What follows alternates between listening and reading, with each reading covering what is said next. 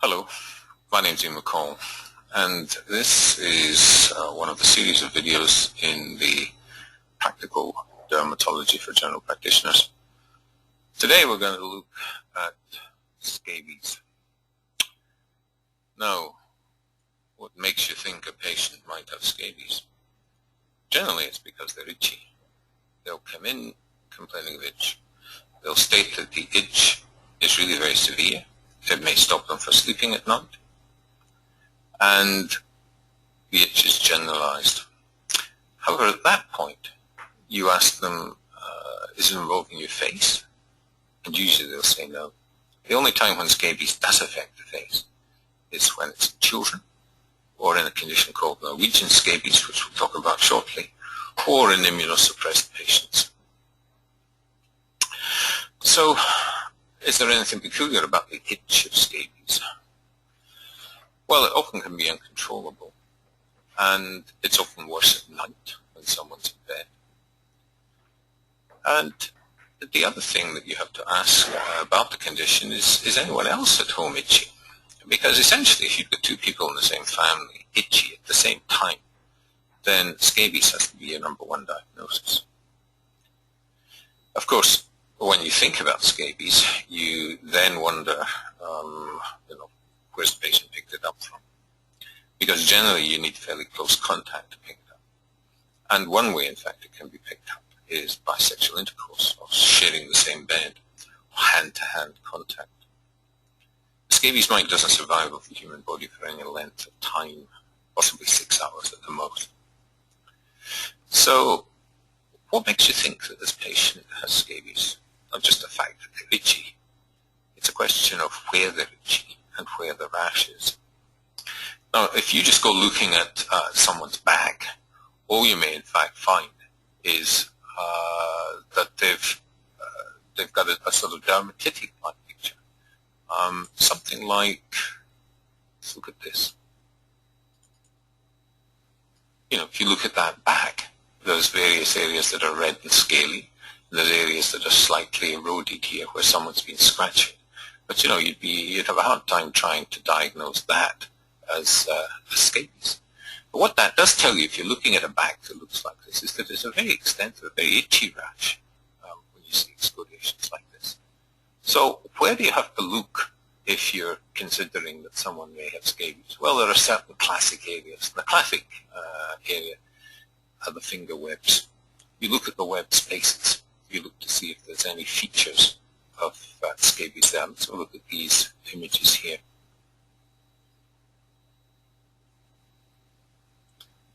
See if we can get them in full size. Note the web spaces here. Note the little bit of scale. Note that little area there. That's a little scabetic burrow. There's another scabetic burrow there. Scabies are due to a tiny little mite that's growing just underneath the stratum cordium. It's usually the female mite because the male mite dies after sex with a female. And it's the female that burrows in the skin and lays a series of eggs in that burrow. I will show you some pictures of this close up a little bit later. So you think your patient's got scabies. What you're going to do is examine them in certain areas. You'll look at the web spaces. You'll look at the anterior wrists, because that's another common area. You look at the ulnar, radial side of the hand, because often along the sides here, this is where you'll see some little burrows as well. Look at that little burrow there. Often the burrow can be excoriated, but a good way of looking at this is with a magnifying lens or with a dermatoscope. We'll show you some images of that shortly. So you're looking at the hands, the wrists. You're then going to look up in the axillae, because often it's on the anterior wall of the axilla that you'll see some lesions there. You don't expect to see any lesions in the face. You do expect, though, to see lesions down in the groin or in the genital areas, and always examine male genitals, because you'll often find the scabies mite in that area. Let's just have a little look here. Now here is the scabies mite in this little area here and here. And this little lump that you're seeing here in the scrotum, That's a scabetic nodule. It's a common area to get a hypersensitivity reaction to the scabies mite, and it presents as a little lump like this. That's another little scabetic lesion up here. So go looking at the genitals, and if someone with itch has lesions like this, or little nodules in the scrotum like this, then they've certainly got scabies. This was just a picture of the wrist. Again, there's a little scabetic burrow there. There's probably another one here. Sometimes the allergic reaction causes a small vesicle to occur, and the scabies mite's usually just in front of that. So look at these classic areas. Let's have a look at some other pictures of scabies itself in the Global Skin Atlas. Pop into the diagnosis page here, see what other examples of it that we in fact get. This is in a baby, and in these circumstances you can see you've almost got a pustular reaction here, a real inflammatory reaction. And scabies of the pans and soles is a characteristic feature in infants, a characteristic site in infants. And again, a bit of secondary bioderma. Don't just think that that's just a secondary staph, that's a staph infection. Go looking for the reasons to why it's there in the first place. Here's another example down here of an infant with scabies as well. Sometimes this condition in infants is known as acropustulosis, because it's the pustules that predominate. But if you see an infant with pustules on the soles of the feet, go looking for evidence of scabies elsewhere. And you can see how this infant, well, it's an infant, it's age 6, you can see how this child had lesions of scabies in other parts of the body.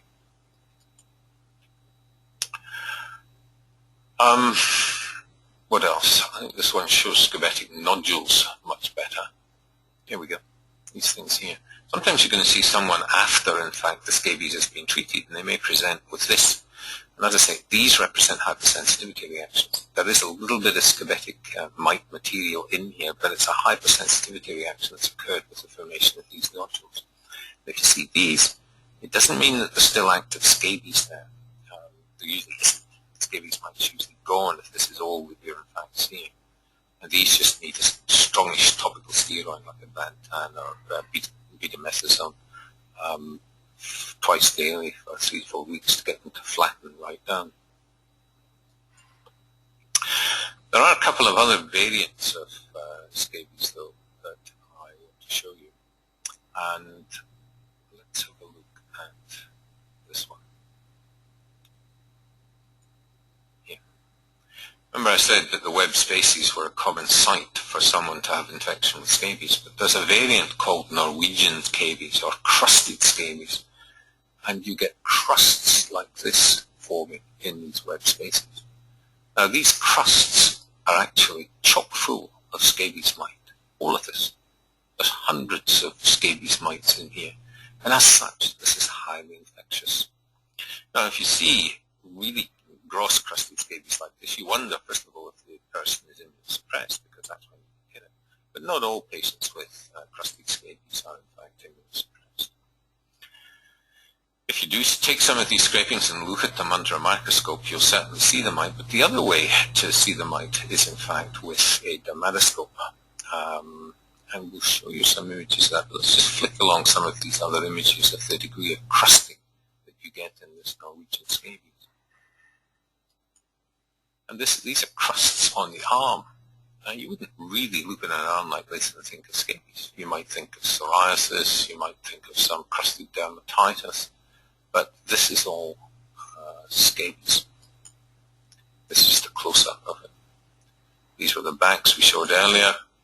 This is the side of a hand near the wrist, and these are some of the burrows of the scabies mite here. Here's another example. There's a burrow there, another burrow there. And when you put a dermatoscope on these and have a close look at them, the picture that you can see is this. That's the head of the scabies mite up here. These are all, this is this crusted scabies, these are all heads of scabies mites here. These are the tracts behind them. It's a big tract as well.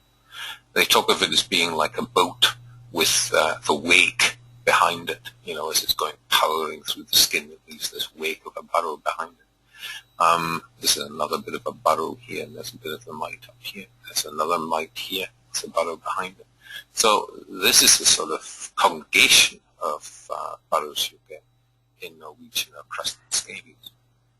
And that's just a close-up of one of these, showing that triangular head here with the scabies mite here. Sometimes a little bit of fecal material from the scabies mite will be in the burrow behind here. You can imagine that as a boat in the wake behind it. But that's the way to diagnose scabies nowadays with a dermatoscope.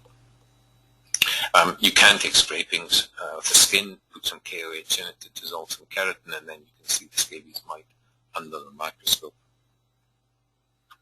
But often, as I say, you don't need to do that nowadays. So let's get back to some of the images on Global Skin Atlas. Let's see what other variants of scabies we've got in the atlas here. I've got some crusted scabies as well. Let's see what the crusted scabies ones are like here. A couple of these are mine. This one was for a gentleman many years ago that I saw who presented just with crusts like this in the eyebrow area, some crusts around the sides of his scalp margin here, and crusts here on his ear. You can see the crusts. Now, again, usually these patients are very itchy, but not all. He wasn't immunosuppressed, and to be honest, we never did find out where he got the scabies from. Where do people get scabies from? I've talked before that it requires fairly close contact, so little kids can pick it up from other kids in kindergarten. Teenagers can pick it up with sexual contact with another teenager. Kids holding hands can pick it up. Grandchildren can bring it in, and grandparents can then pick it up from the grandchildren. Visiting an old lady in a nursing home where she's been itchy and the condition hasn't been diagnosed for some time. It's another common source of scabies. And if you've got several people in a nursing home all itching at once, then you've probably got a scabitic outbreak. And scabies in a nursing home isn't an easy thing to try and handle. Here's another example of crusted scabies, and this wasn't a nursing home patient that I visited. And this was this elderly, incapacitated patient after a stroke, just lying in bed, and she had been the source of scabies, not only to nurses who had then passed it on to other patients in the nursing home, but to her own relatives who had come and visited as well. So get that picture of crusted scabies into your mind so that you don't miss it if you see it.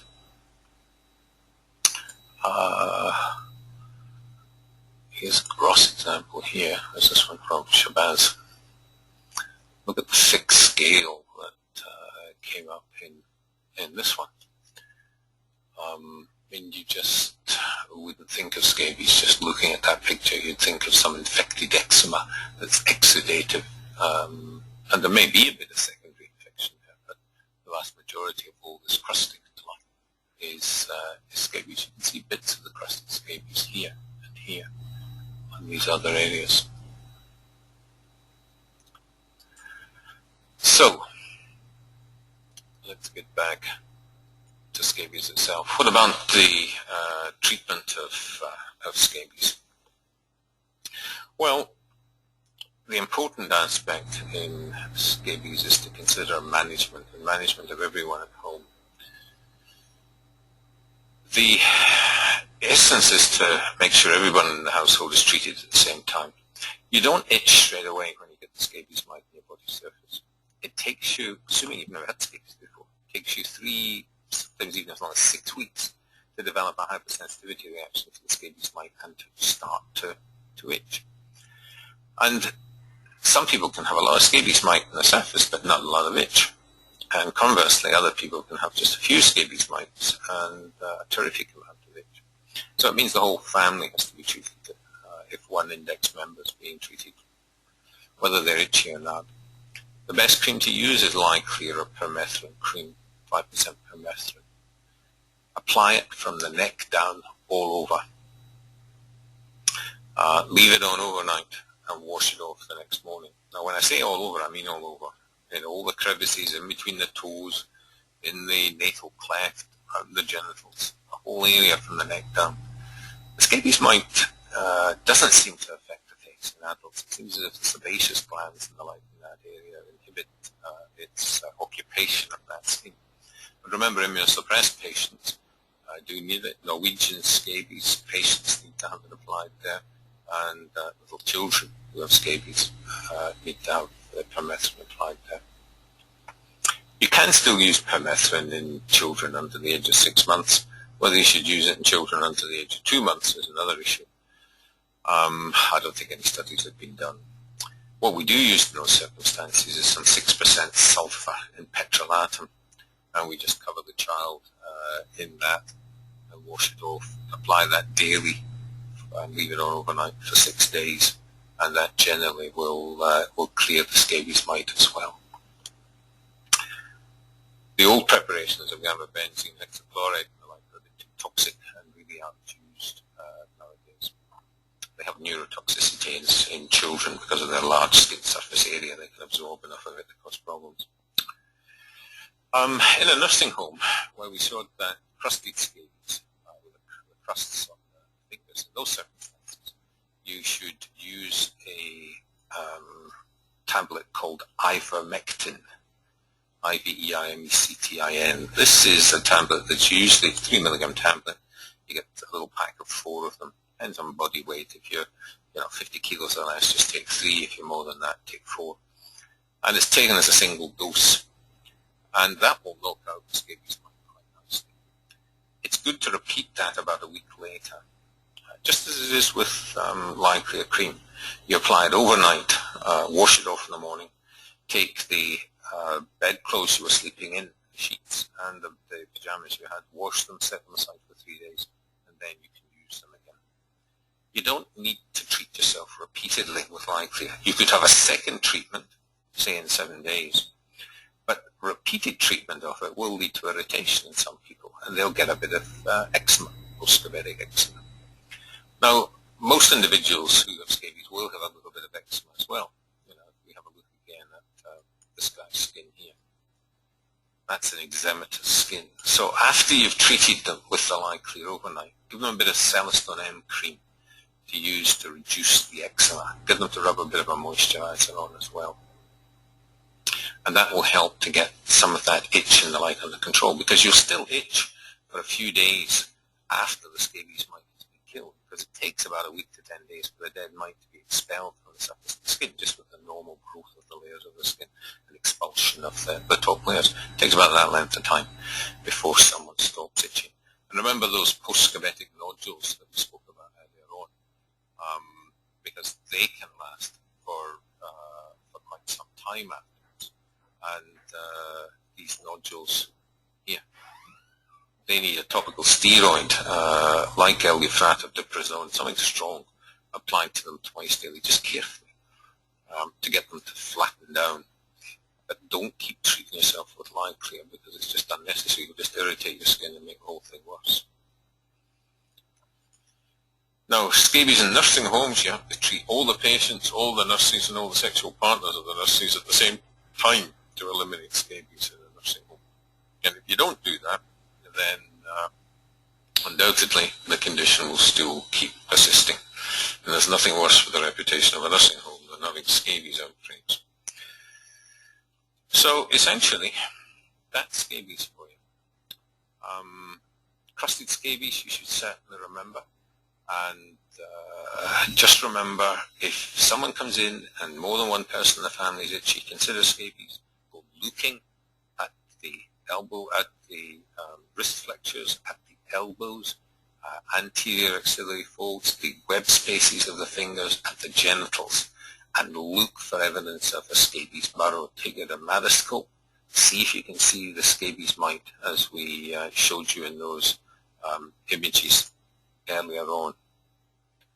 Go looking for a nice diabetic burrow like that with a little delta-winged boat or airplane, or whatever you want to call it, at the front of the burrow. Very characteristic picture. and go looking at those special areas at the wrists and the ulnar surface of the wrists, because that's where you're likely to see the burrow. And once you've seen that burrow, you know for certain that the person's got scabies, and you treat them appropriately and treat the rest of the family appropriately. And if you do that, first of all, you'll have a happy patient on your hands, and you may help to prevent the spread of scabies elsewhere. Oh, one other area that I didn't touch on, and I should have, is scabies in Aboriginal communities. It's a big problem there. Remember we showed you those pictures of pyodermas? Let's just quickly go back to those. Where was it? The global skin atlas. Let's see those pyodermas in that food again. No, it's not there. Let's get the one I want, just on scabies. Where are we? Scabies, just ordinary scabies. Yeah, this one. Let's go up here. Now, in Aboriginal communities, one of the big problems there is that dogs have animal scabies. Now, the animal scabies might once sort of grow on the human skin for any length of time at all. But it goes there long enough to cause irritation and cause secondary infection. And secondary infection from scabies is often not just staph, but can be strep. And if it's streptococci can get into the blood, can get into heart valves, can cause rheumatic fever, can cause all sorts of problems. So scabies is the conduit by which a lot of other illnesses or other bacteria get into the skins of Aboriginal children. And eliminating scabies in Aboriginal communities is something that's very important. To do that, you've got to eliminate it from the dogs. And if you don't eliminate it from the dogs, you ain't going to eliminate it with all the other potential health problems, cardiac and valve problems that they'll get from the pyoderma. That's secondary to the scabies infection of the skin. So that's another area where scabies is very important. And if you're a general practitioner working in any of these areas, then you should be aware of that and know how important it is to try and eliminate it in these communities. Okay, I think that's as much as we can say about scabies. Thank you very much.